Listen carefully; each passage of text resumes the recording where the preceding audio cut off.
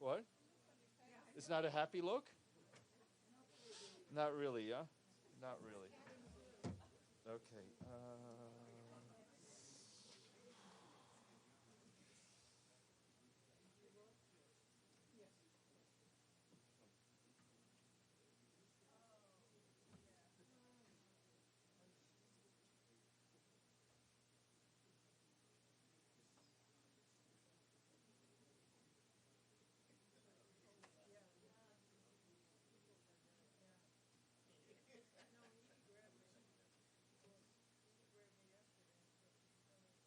Very good afternoon, yes. Yes, 1 minute.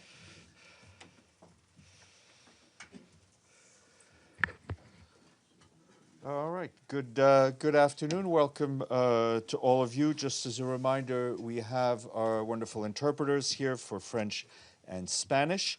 The Secretary-General will make some opening remarks, and he may take a few questions from you. Dear members of the press, Happy New Year. This is an especially meaningful moment for me, since it is my final opportunity for our customary exchange at the beginning of the year.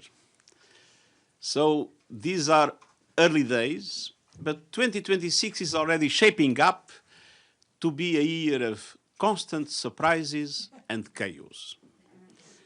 Before I entered public life, I trained as a physicist. And in times of profound flux, I returned to some of the fixed principles that explained how forces act upon the world. And one stands out, Newton's third law of motion. For every action, there is an equal and opposite reaction. In physics, this law is a stabilizing principle. In geopolitics today, it is a destabilizing factor. We are living in a world where actions, especially reckless ones, are provoking dangerous reactions. And unlike in physics, these reactions are not symmetrical or predictable. They are being multiplied by geopolitical divisions and magnified by an epidemic of impunity. The law of power is prevailing over the power of law. International law is trampled. Cooperation is eroding. And multilateral institutions are under assault on many fronts. When perilous actions do not meet adequate reaction, the system destabilizes. And impunity is driving today's conflicts, fueling escalation, widening mistrust, and kicking the doors open for powerful spoilers to enter from every direction. Meanwhile, the slashing of humanitarian aid is generating its own chain reactions of despair, displacement, and death. At the same time, inequalities are deepening and roiling societies. And climate change is the most literal and devastating illustration of Newton's principle. Every action that hits the planet triggers a ferocious reaction. Storms, wildfires, hurricanes, droughts, rising seas. And then there is technology.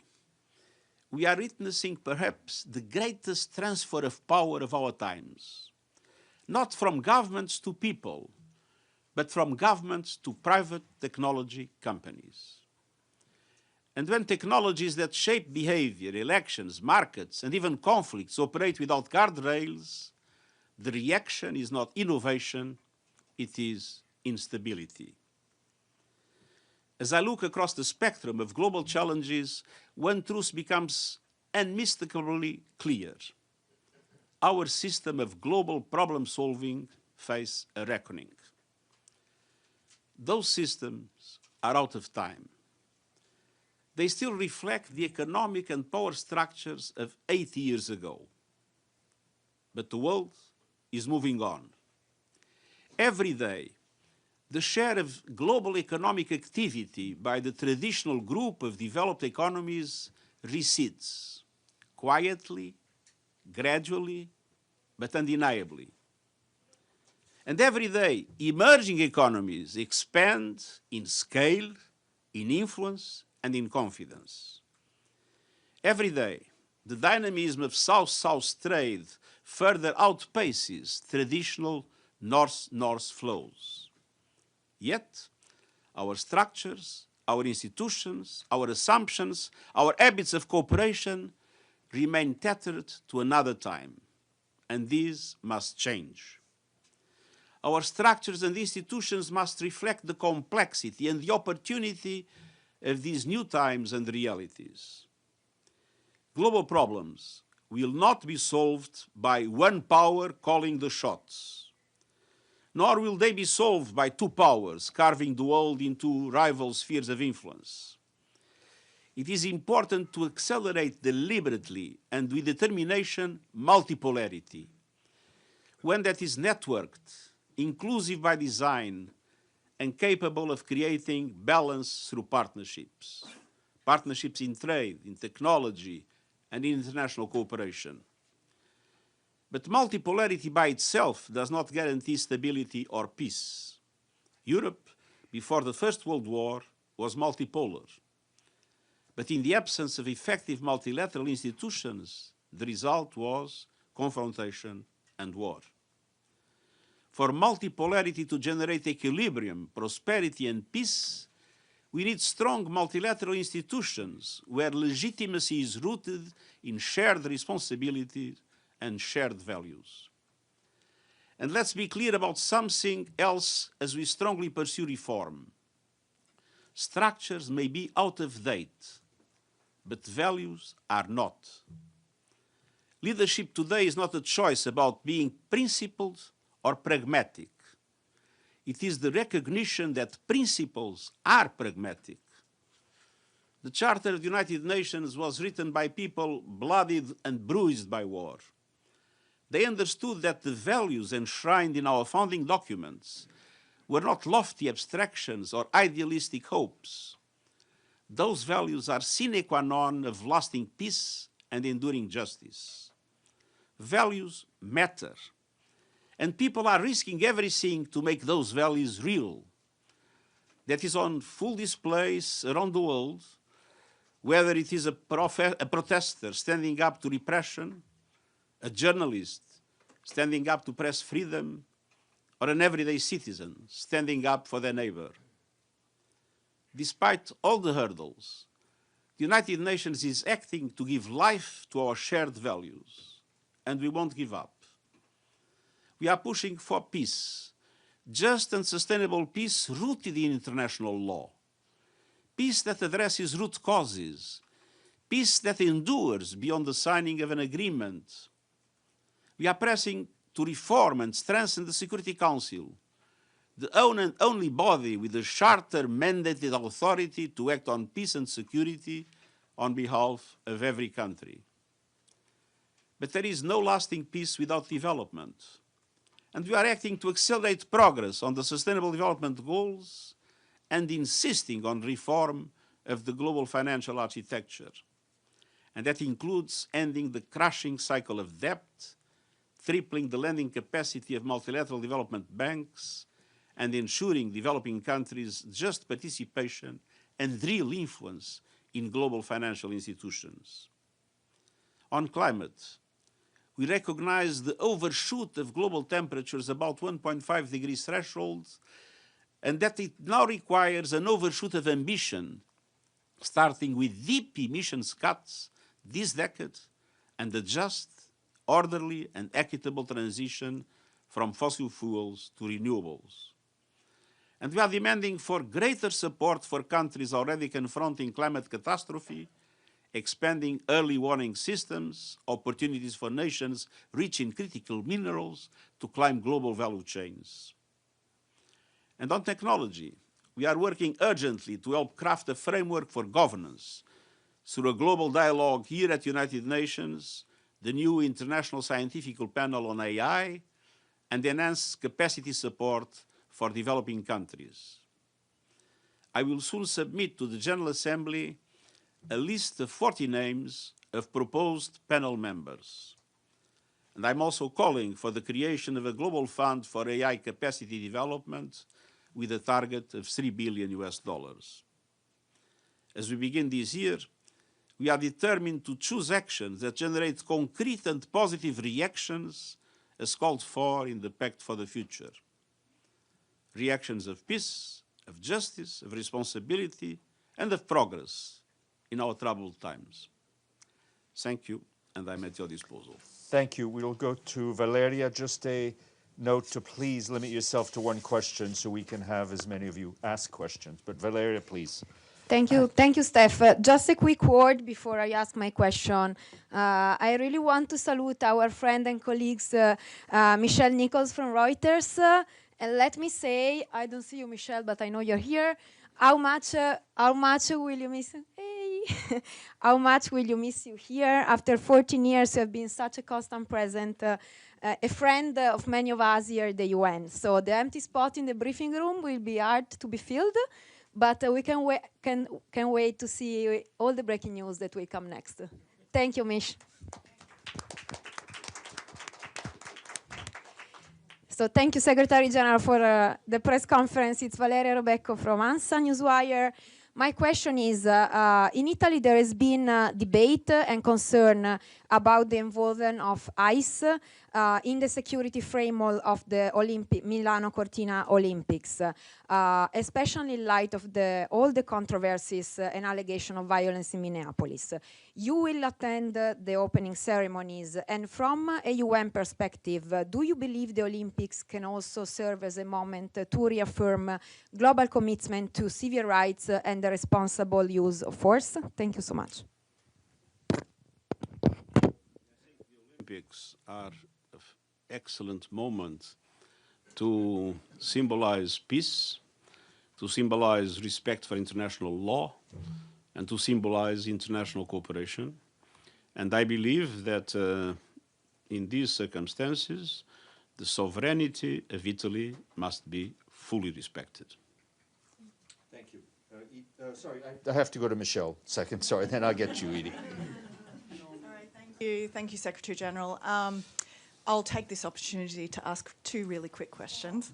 In your speech, you said global problems will not be solved by one power calling the shots. Who is that directed to? And with tensions rising again between the US and Iran, what efforts have you made to try and calm the situation? In the present moment, it is clear that the most powerful of the countries in the world is the United States. Obviously, we see, and many see, in relation to the future, the idea that there are two poles, one centered in the US and one centered in China. That was the second reference I made. And my point is, if we want a stable world, if we want a world in which peace can be sustained, in which development can be generalized, and in which, in the end, our values will prevail, we need to support multipolarity. We need to support a dense relation, set of relations among different countries. And I see with a lot of positive expectations recent trade agreements. You had EU with Mercosur. You had EU with Indonesia, EU with India. You had Canada with China, you had UK with China. So it is this network in trade, this network in technology, this network in international cooperation among a progressively larger group of countries and entities in a true multipolar world that, in my opinion, can create the conditions for strong multilateral institutions and for a world in which the values that are the values of the Charter of the United Nations can prevail. And on Iran? Sorry? On Iran. We have condemned vehemently the horrible repression that took place in Iran. We see with concern the discussions that are taking place, and we believe that it's important that there is a dialogue allowing for an agreement in relation, namely, to the nuclear question, and that we can avoid a crisis that could have devastating consequences in the region. Edie? Thank you very much, Mr. Secretary-General. President Trump's charter for the Board of Peace envisions the board as promoting global peace and makes no mention of Gaza, where the Security Council authorized the board to promote permanent ceasefire and reconstruction. Key global leaders have viewed this vision of the board as an attempt to usurp the Security Council. What is your reaction, and how do you envision the future of dealing with peace and security around the world? Well, first of all, there is a resolution of the Security Council. That resolution is related to Gaza. In that resolution, there is a number of attributions that are given to the Board of Peace and to other institutions. It is absolutely essential that this resolution is implemented, which means we have in Gaza a ceasefire that a very distinguished journalist has classified recently as a lesser fire, which means it's a ceasefire, but the fire goes on. We must have a ceasefire in Gaza. And we must move with the second stage fully, which means full withdrawal of Israeli forces, decommissioning of armed groups, and also to pave the way to the two-state solution to finally become a reality. This is something that is supported by the Security Council. This is something in which we are deeply engaged, namely in humanitarian aid in Gaza. Thank you. Bisan? Sorry. No, on the issue of the charter of the Board of Peace trying to usurp the Security Council.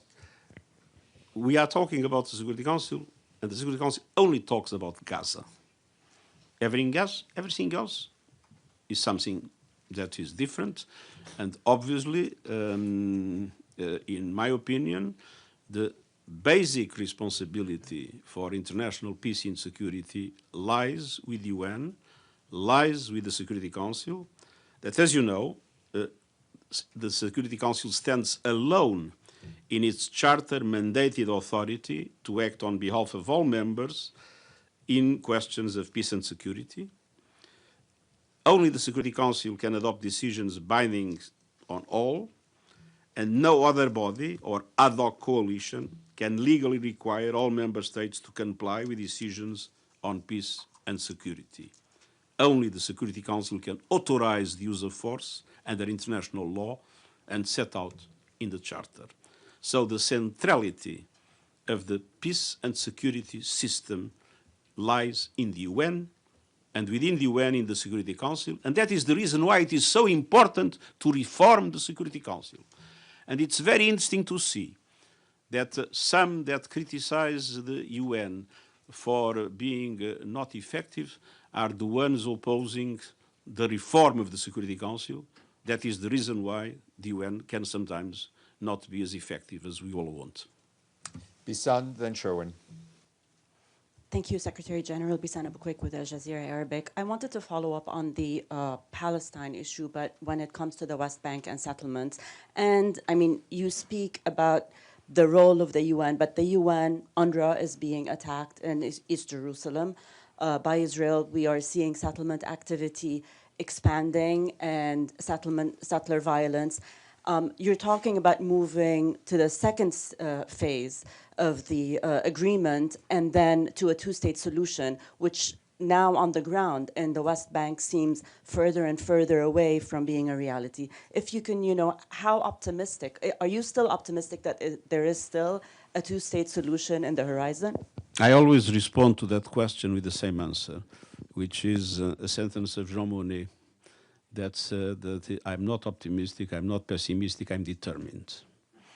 And I'm determined to oppose, and to oppose in a very strong way, all the efforts that Israel is doing to undermine the two-state solution, namely through, in the West Bank, the construction of settlements, demolitions, evictions, and the violence of the settlers. And we believe that this must stop, and we believe that conditions must be created to make sure that Gaza, that will have now its new governance model, that governance model progressively is linked to the Palestinian Authority, and that Gaza and the West Bank, including East Jerusalem, will be the future state of Palestine.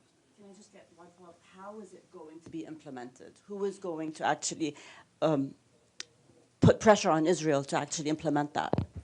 Everybody must make pressure.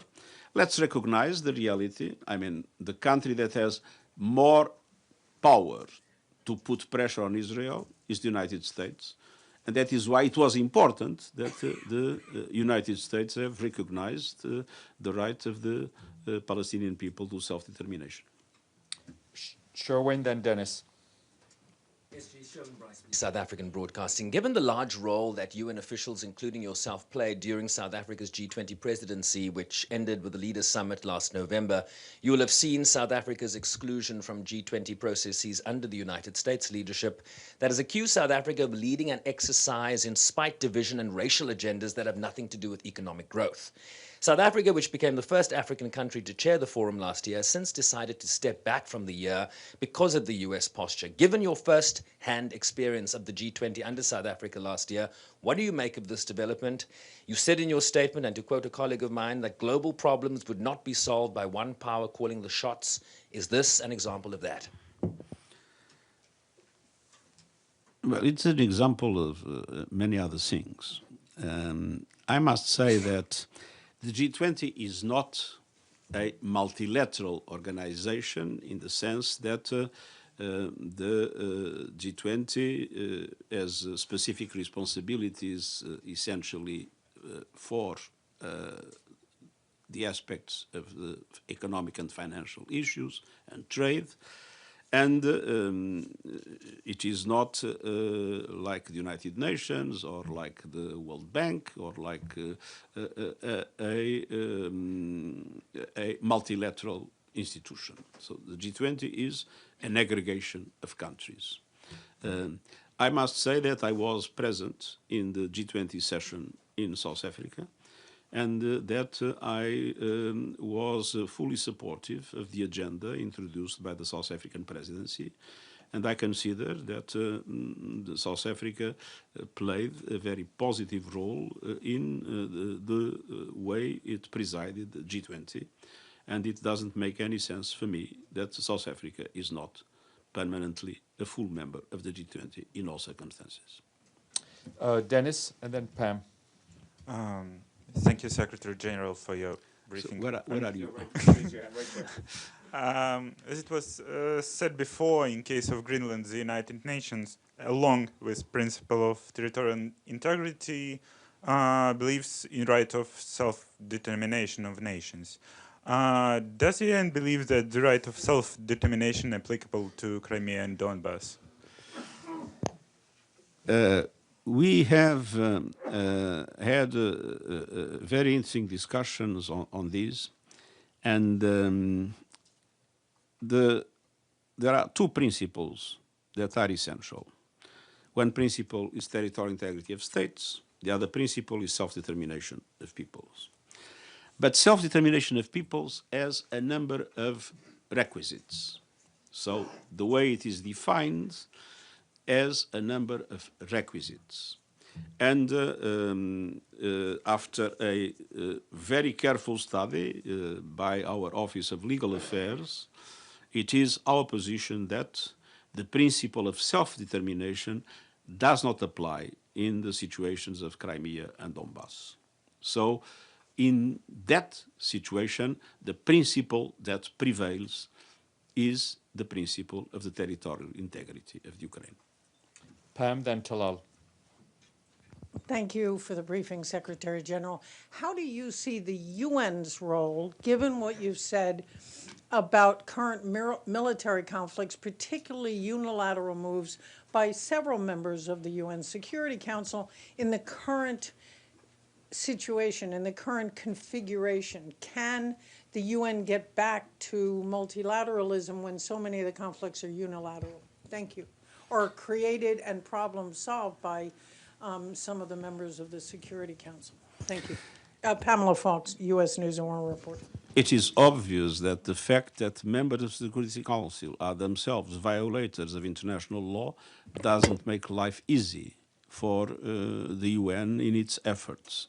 But that doesn't mean that the Secretariat of the UN does not get involved as much as possible, and I myself do not get involved as much as possible in trying to create the conditions for peace to prevail in the dramatic situations we face. Unfortunately, there is one thing that we miss. It's leverage. It's the power that others eventually have to force countries and to force leaders to abide by international law. But not having the power, we have the determination, and we will do everything possible with our persuasion, with our good offices and building alliances to try to create the conditions for some of these horrible tragedies we are witnessing. And from Ukraine to Sudan, not to mention what has happened in Gaza, we will be doing everything we can for these tragedies to stop. Thank you. Thank you. Talal, then Volodymyr. I would like to have the power to make them stop. Thank you, Steph. The UN-80 initiative, which was approved by the General Assembly at the end of December, how confident are you that this initiative will ensure the continuity of the UN system to be effective, albeit more nimble and cost-effective, and et cetera, and the continuity of this organization? Well, I'll just give you an example with our last regular budget. We have reduced 22% of the posts in the regular budget, which means in the Secretariat, not counting now with peacekeeping operations. And we have done it in a way that was prepared in advance. We have been working to make it possible for more than 1 year, namely creating vacancies in the structure in order to make sure that we were able to reduce 22% of the posts without creating a dramatic social impact, because we had previously made many of those posts vacant and created vacancies in others to which people can compete. And we are able to do this kind of reform in a, I would say, completely well-organized methodology with the participation of all the UN system and without creating any disruption, any turmoil, as we have seen sometimes in other reforms in other parts of the world, which means that the UN is able to do things efficiently. And knowing public administrations as I know, because I was at a certain moment head of one, I have to tell you that there is a lot to improve in the UN. There are many things in which we can do better, but I'm very proud of the work of the UN, and I think the UN is more efficient than many of the public administrations that criticize us. Vladimir, then Mariam. Mr. Secretary-General, my name is Vladimir Ichenko, National News Agency of Ukraine, Ukrinform. We see that Putin's Russia is deliberately bombing energy infrastructure in Ukraine in order to freeze the Ukrainian population and trigger a humanitarian catastrophe. As the leader of the largest and most respected international organization, what would you advise Ukrainians to do under these circumstances? Thank you. We have been in consultations with Turkey and with other, we have been advocating for the possibility of an agreement. In the past, we, together with Turkey, were able to materialize and to broker the only real agreement that was possible to establish in the Ukraine crisis or the Russian invasion of the Ukraine, with the exception of exchange of prisoners, with the so-called Black Sea Initiative and Azovstal. And we believe that a similar agreement should be established now in order to avoid any kind of bombing. I mean, a kind of a limited ceasefire to the bombing of energy infrastructure and the bombing of harbors. As a limited contribution, but an important contribution to avoid the horrible tragedy that, especially with these bombardments, the people are suffering. Mariam, and then Ibtisam. Secretary-General here. Mariam Ramati with Iran International and Afghanistan International. One question that I have is on Afghanistan. As you know, Rosemary DiCarlo traveled to Afghanistan, talked to the Taliban about Doha process. Do you still believe in Doha process and the pragmatic talks that you've been saying to have with the Taliban? The girls haven't been able to go to school for almost 4 years. Even your employees at UNAMA have been banned from working at the offices or deliver aid to people. Where is your red line to stop these talks with the Taliban when it has no results and it's not changing anything on the ground? And also a follow-up on Iran. Tens of thousands of people have died and so many have been arrested. Did you pick up the phone to talk with the Islamic Republic officials to talk about the protesters who have been arrested and some might be even hanged? And is condemnation, is that enough for that? Thank you. The question, the answer for the second question, if I talked with the, yes. The answer for the first question. This is a dilemma that we face every day. Should we go on engaging in some specific areas? Some of them with some positive impact, namely in relation to the private sector, it has been possible to have women working in several areas of Afghanistan. But at the same time, we are deeply frustrated by the fact that we remain without our staff, our female staff, not being able to go to our headquarters. They are able to work in the field, but not in our headquarters, what is unacceptable. And the fact that we still do not have access of girls to, I would say, standard secondary education and above. So this is indeed a dilemma. We have until now thought that it was worse to go on with the engagement, but we share your frustration, and this is a question that we ask ourselves every day. Ibtisam, and then we'll go to China TV. Ibtisam. Thank you. Here, second line. Thank you. My name is Ibtisam Azim, Al Arabi Al Jadid newspaper. I have first a quick follow-up on the Board of Peace. Some experts will say that the Board of Peace and the whole mechanism that was created in Gaza is to sideline the UN and its work. What's your opinion? And for example, the Security Council resolution that you referred to, even the report that is supposed to be submitted is submitted by the Board of Peace itself and not by the UN.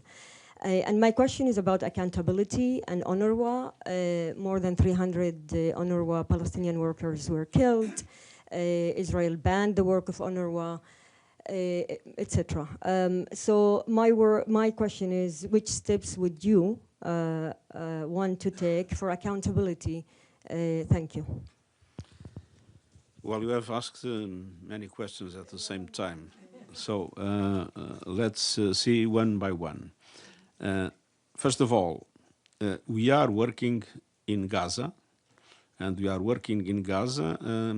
And I have to say that since this lesser fire is working, the truth is that there was an exponential increase of humanitarian aid.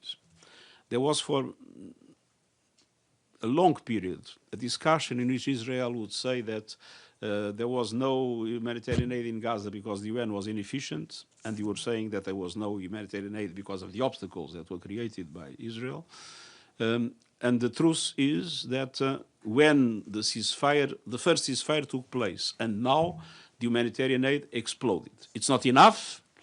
A lot more needs to be done, because it's not only food that matters, it's everything related to health, it's everything related to shelter, it's everything related to so many things that are still missing. But the truth is that there was a very important increase in humanitarian aid, and we are totally committed to do more and to overcome all the obstacles. So we are in Gaza entirely involved.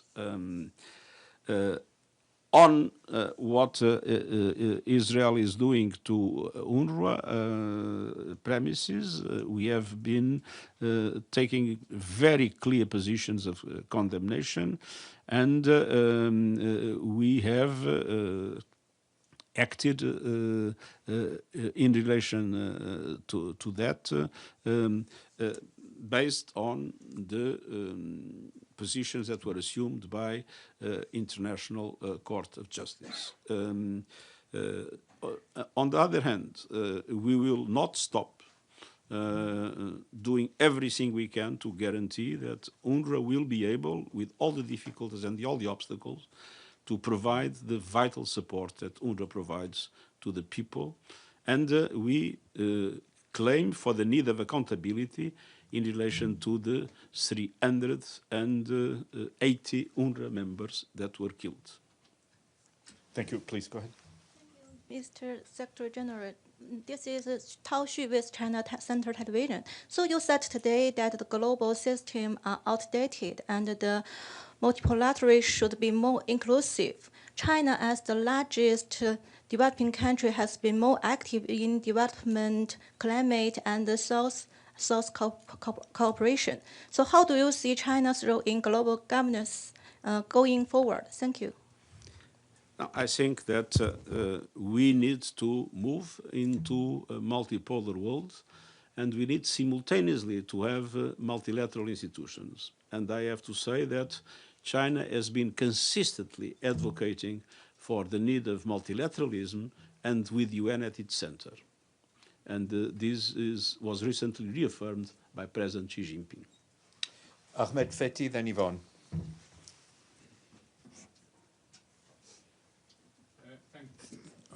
Thank you. This is Ahmed Fathi, ATN News. Mr. Secretary-General, you warned that tech companies now shape elections and conflicts. If their power rivals or exceed that of states, does the UN truly have leverage, or are governments no longer in control?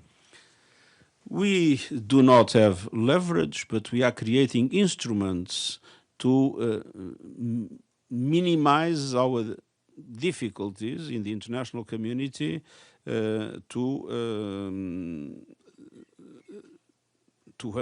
put in place strategies to avoid the worst. Things will be different when we have our high-level scientific panel. I'm hoping to present the 40 names for the General Assembly in the next few days, maximum few weeks, but it's practically done. We had 2,400 candidates, which demonstrates the interest of the international community in this panel. And this panel will make reports every 6 months or every year about the state of the art of artificial intelligence in its different components. And it will be able to do reports on specific asks of member states. And this is for member states from all over the world. I mean, it's a global institution. And this is something that I believe is essential, to have an independent scientific entity that explains what's really happening in the world of artificial intelligence and explains to what extent what is happening from a scientific point of view undermines a certain number of essential values, namely the way democratic institutions must work. I think we do what we can do with our contribution. We have not the power to do a global regulation of artificial intelligence, and that would not have been possible. But we will be doing what we can, creating this mechanism, and then an annual dialogue with all countries of the world and with the key stakeholders to take note of what scientists say and to be able to, at least, I hope, establish or agree on a certain number of guardrails to preserve human agency that I believe is essential. Yvonne, then Arul. Thank you, Secretary-General. Yvonne Moriarty, News. Thank you very much. My question is, in your remarks, you referred to the possibility of the superpowers, the United States and China, carving up the globe into two spheres of influence. How likely is that scenario in your view? And what would your advice be to smaller countries like Ireland in this era of might makes right, countries like Ireland that don't have any might? As I said, that is a possibility that I hope will not materialize. The best way to do it is exactly with the examples I just made. It's through a network of connections, of which China and the United States are part, but in which all the different countries and regions of the world establish, in a context of multipolarity, trade agreements, technology agreements, other forms of international cooperation, and create with that the fabrics of an international community where no supremacy can, in any case, be successful. And that is also the condition to allow for multilateral institutions to be able to work effectively.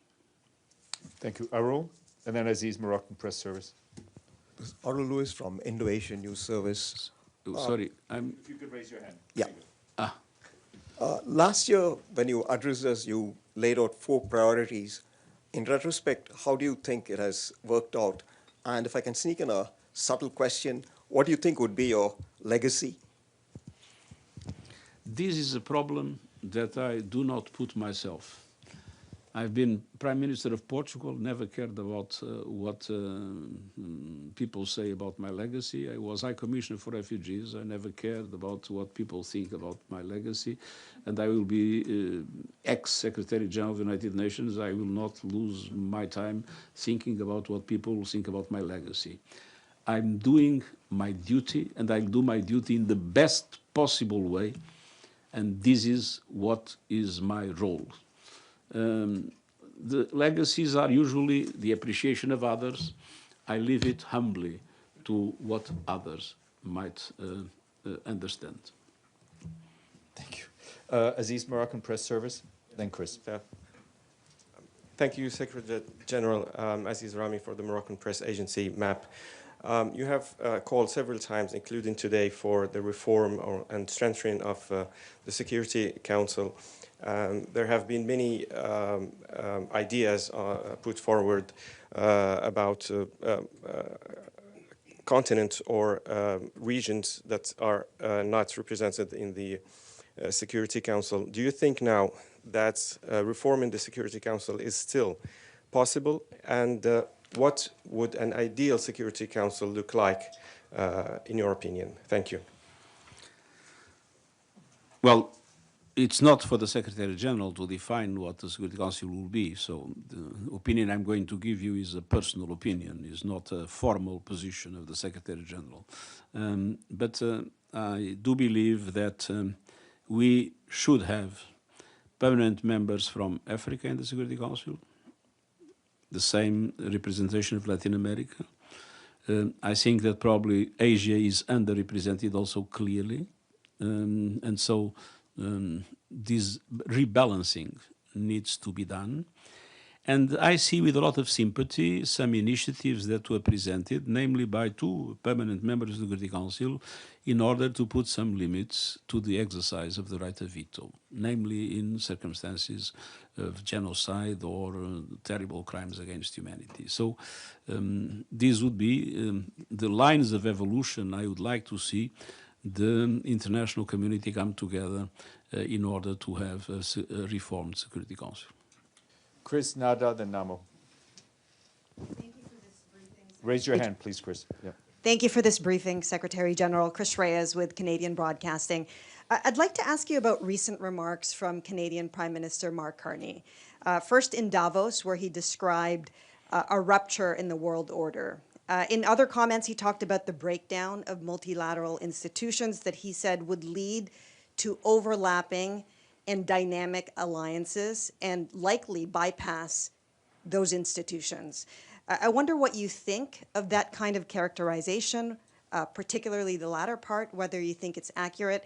And given that this is your final year, I wonder if you could reflect on what kind of qualities the next Secretary-General should have to deal with these existential concerns. What kind of powers? Qualities. Qualities.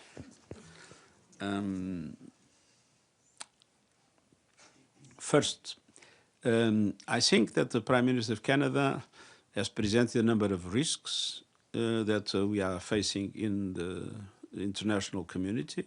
I mentioned in my intervention many similar risks, but I don't think that our key institutions have been completely, I would say, destroyed or over.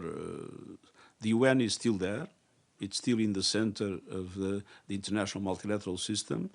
It is reforming itself. It must reform itself. But with all the things that are happening, I am still very proud of the work that the UN is doing. What are the qualities that I wish that the next Secretary-General has? I think if you could be a saint and a hero, it would be wonderful. Thank you. Nada?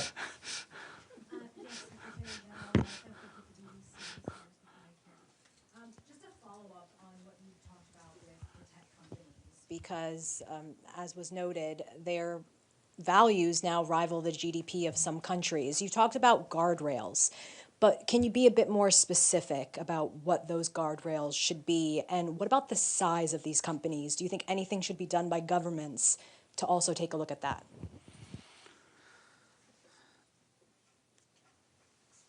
A central principle for me is the principle of human agency. And I think it's absolutely essential to guarantee that there is no loss of control by humans about what happens. And this, of course, has consequences in the different ways in which we look into the different areas of artificial intelligence and its uses, including in weapons, for instance. I would be strongly against autonomous weapons that can decide who to kill, where to kill, and for what reason. As I said, the question of human agency is for me the central question in the guardrails that you have mentioned. Your second question, sorry? About the size of these companies. There are in many countries legislation in relation to monopolies, and I think that those legislations should be adapted to take into account the realities of new technologies. Can I just follow up? U.S. tech companies, do you think they fit monopolies and the U.S. government, politicians? What I think that is happening is a massive transfer of power from government institutions to companies. Because power today relates essentially to data. And what we are witnessing is a massive transfer of the, not only of data, but of the capacity to manage data to private institutions. Namo, if I could remind you to stick to one question, please. Thank you, Mr. Secretary-General, for this briefing. This is Namo Abdullah with Rudao Media Network. I have one question. In recent weeks, we've seen Syrian government forces wage an offensive to retake areas from Syrian Kurds, the Syrian Democratic Forces. Those areas were taken from ISIS by Syrian Democratic Forces. And the Syrian Kurds say they want to keep their arms to protect their territory because they're skeptical of the new forces in Damascus. My question is, shouldn't the international community understand the Kurdish position, given their history of persecution at the hand of the Islamic State, the Yazidi genocide, and grant them a degree of autonomy so that they can run their own security and domestic affairs within a united Syria? Thank you. Well, I know something about the history of the Syrian Kurds. In the time of President Assad, we had several, as High Commissioner for Refugees, responsible for statelessness, several serious discussions on the fact that Syrian Kurds were, for the majority, stateless, not recognized as citizens in Syria. And so there is an history of persecution to Syrian Kurds that is real and that I recognize. Now, at the present moment, I think we need to, first of all, recognize that this problem was solved. The government has now issued a decree that confers nationality to all Syrian Kurds. This is solved. I think that the solution of the problem will not be military. I think the solution of the problem is to create institutions in which all communities feel represented. And we will do everything we can to advocate in this regard. Gabriel, then Kari. Hello, Mr. Secretary-General. Gabriel Elizondo from Al Jazeera English. We've spoken about many topics here over the last hour or so, but one that has not come up is Sudan. You've spoken out about Sudan many times over the last months and really years. Nothing has changed in the conflict that is now, as you know, the biggest humanitarian crisis in the world. What do you envision specifically your role and the UN's role in the next year to finally change the trajectory of this conflict and bring about peace once and for all? We are very active now, myself inclusive, but Lamamra very engaged in a series of contacts. Our objective at the present moment is to create the conditions for at least a temporary ceasefire and for the possible demilitarization of some zones in order to allow for humanitarian aid to be not limited. So it's of course not the solution of the problem, but it is a minimization of the dramatic, horrible impact in the Sudanese people. And I have to say that I worked in Sudan as High Commissioner for Refugees, and I've seen the Sudanese people extremely generous, hosting refugees from different neighbors and sharing with them sometimes what they did not have. So the suffering of the Sudanese people is something that, I feel very strongly in my heart. But let's be honest, the question is that Sudan became a kind of a playground where a number of international actors are spoiling things in such a way that makes it very difficult for the Sudanese themselves to come together.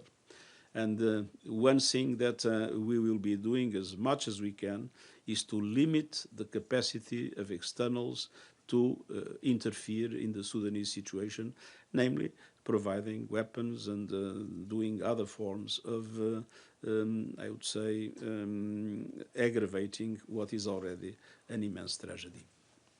Kari, then Frank. Thank you, Secretary-General Carrie Naughton for Radio France Internationale and Le Monde. You've just a quick follow-up. En français ou en anglais? No, it's okay. We can do it in English. Don't worry. Well, you know, even our president now speaks English in Davos. So you've just said it's just a quick follow-up about your successor. You've just said that you don't have the power to stop these atrocities. So in your personal opinion, not as your Secretary General opinion, but can you say how could this successor have more power?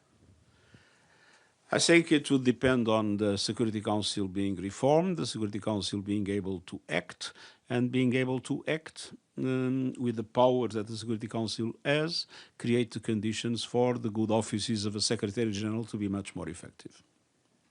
Frank, and then Carmela. Secretary General Frank Uciardo from TRT World. Thank you for doing this press conference. We really appreciate it. Great to see you here. Want to get your reaction to reports that Iran is going to conduct some live fire drills in the Gulf beginning on February 1st, and also your reaction to Donald Trump saying that time is running out for Iran as far as getting a nuclear deal, intimating that he's going to perhaps attack. I think it's absolutely essential that dialogue prevails. I strongly encourage dialogue to take profit of the offers of mediation that have been expressed. We do not want to see, and I believe the Iranians tell us that they also do not want to have nuclear weapons. So if that is the case, all the conditions are there for a serious negotiation to take place, and I encourage the parties to seriously negotiate in order to avoid a confrontation that would be a tragedy. Thank you. Carmela. Camelia Intikhabi Fard, Chief Editor of the Independent Persian, on Iran.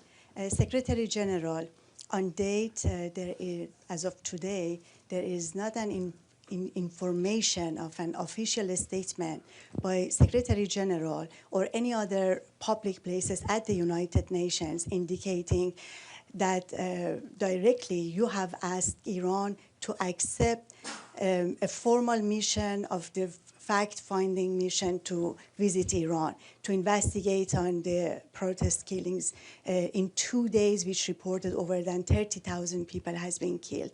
Do you have any plan directly asking Iran to accept this request, or there is any plan for? Thank you.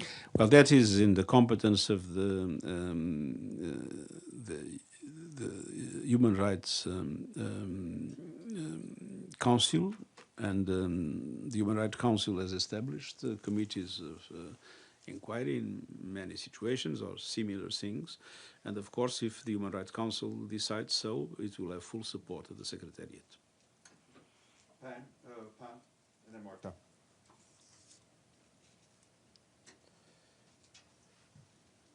Go ahead. Thank you, Secretary General. Yeah, just This is Min Zhaopan from. don't touch. Just don't touch it. It'll turn on. There we go. Okay. Yeah, you're good. Yeah. Thank you, Secretary General. This is Yun Zhaopan from China's Xinhua News Agency. I have a very general question. Last year, this time, you laid out 4 priorities for 2025. One is conflict and inequality, climate crisis, and AI, maybe. So in terms of conflict, US President Trump claimed he ended 8 wars. So can you give us an evaluation of the progress made over the past year by the United Nations in preventing conflict? And are you concerned about the future role of the United Nations in security and peace and security? Thank you. Not at all. The United Nations is very active in several scenarios.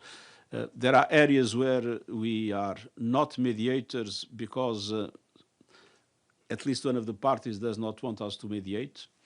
It was the case of Russia-Ukraine. Russia never wanted us to be mediator of the conflict.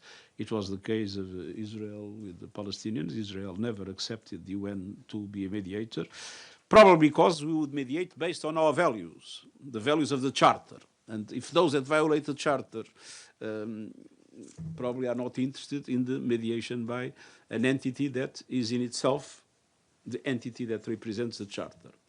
But we are extremely active as we speak, from Libya to Sudan to South Sudan. Yesterday we were in contact with the different entities in South Sudan, and I have a number of contacts programmed now to try to avoid the worst in the situation of South Sudan, in the DRC, in Myanmar, very active now in the negotiations related to Western Sahara,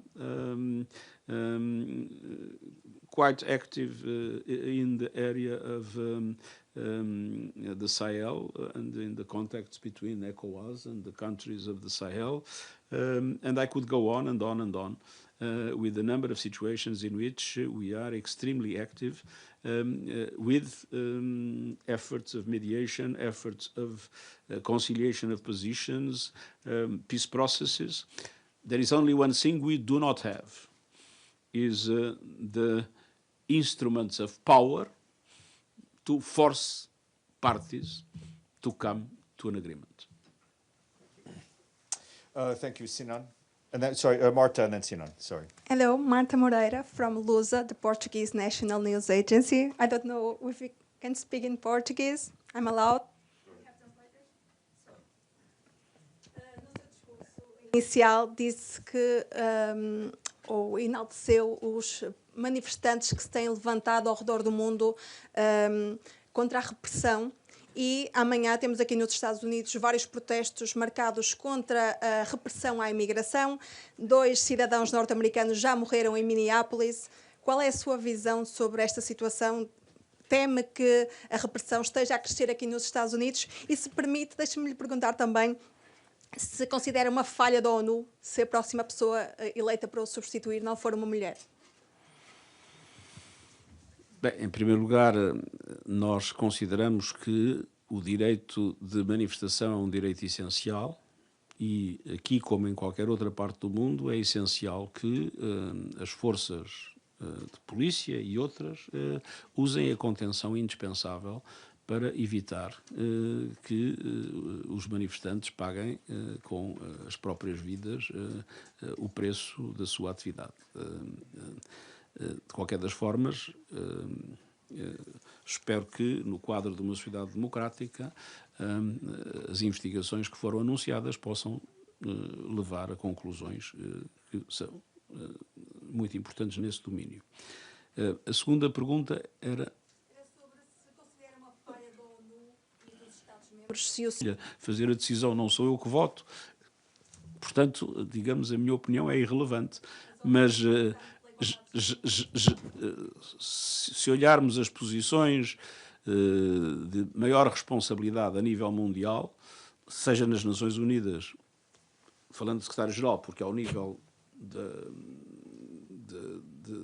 dos altos quadros das Nações Unidas temos paridade, e tenho muito orgulho nisso, mas a verdade é que, quer nas Nações Unidas, quer nas posições de liderança dos países mais poderosos do mundo, é tempo de vermos mulheres. Sinan, then Iftikhar, then I'm sorry, we'll have to close it. My name is Sinan from the Amargi. I have a question about Kurdish rights. You haven't made a single statement regarding the right of self-determination, specifically under Article 1 of the UN Charter and Article 3 of the UN Declaration on the Rights of Indigenous People for the 40 million Kurds. So the question is, why haven't you issued a statement on this matter? Are you perhaps fearful of state pressure and reactions from the countries where the Kurds live? Okay. Now, I must say that at the present moment, my main objective is, and we are also with our mission in Syria dealing with that, my main objective is to create the conditions for Syria to be able to have a society in which all of its components feel that their rights are respected, and at the same time feel that belong to the country as a whole. This has been our priority at the present moment. Thank you. Very general question for Kurds, not only in Syria. I meant Iran, Iraq, Turkey, and Syria. That was my question. But I mean, in relation to Iraq, there are democratic institutions in which the Kurds are represented, as you know. In relation to Iran, the situation is different.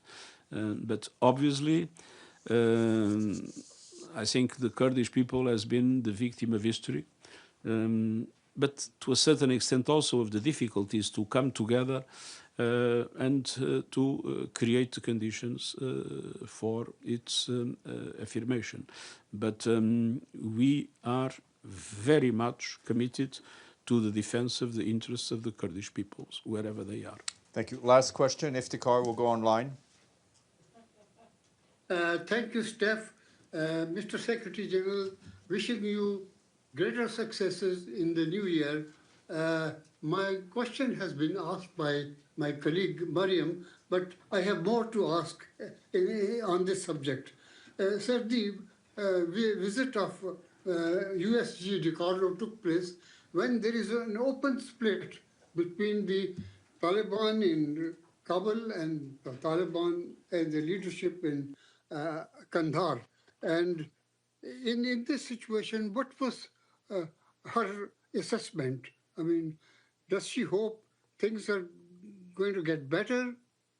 And secondly, sir, the United Nations Security Council reports confirm that Afghan Taliban provide full support to TTP, the terrorist group which continues to carry out deadly attacks in Pakistan, despite the pledge given by the Taliban to the international community that they will not allow their soil to be used for cross-border attacks. Any thoughts on this, sir? We remain totally committed to 4 essential objectives in Afghanistan. First, to make sure that the Afghan institutions are really inclusive and that all ethnic groups are represented and all sectors of society are represented. We consider that a basic condition for the consolidation of peace. Second point, we believe it's absolutely essential to respect human rights, but essentially the rights of women and girls. Rosemary DiCarlo managed to guarantee the possibility of our staff women to work in the field, but not in our headquarters. And we are very frustrated with that. And we believe that there is, this is one of the areas where the failure of the Taliban to deliver in relation to the, I believe, the international community in a very justified way wants is unacceptable. Then another aspect, which is the need to make sure that no terrorist organizations can operate from Afghanistan into other countries. And we are particularly concerned with what happened with the Pakistani Taliban and the support they might receive. And finally, the need to control drug trafficking. And there, we have to say, we have to recognize that there was meaningful progress since the Taliban emerged. But in relation to the 3 other aspects, we have a frustration that because we don't see our legitimate concerns making the progress that is essential. Thank you very much. Thank you.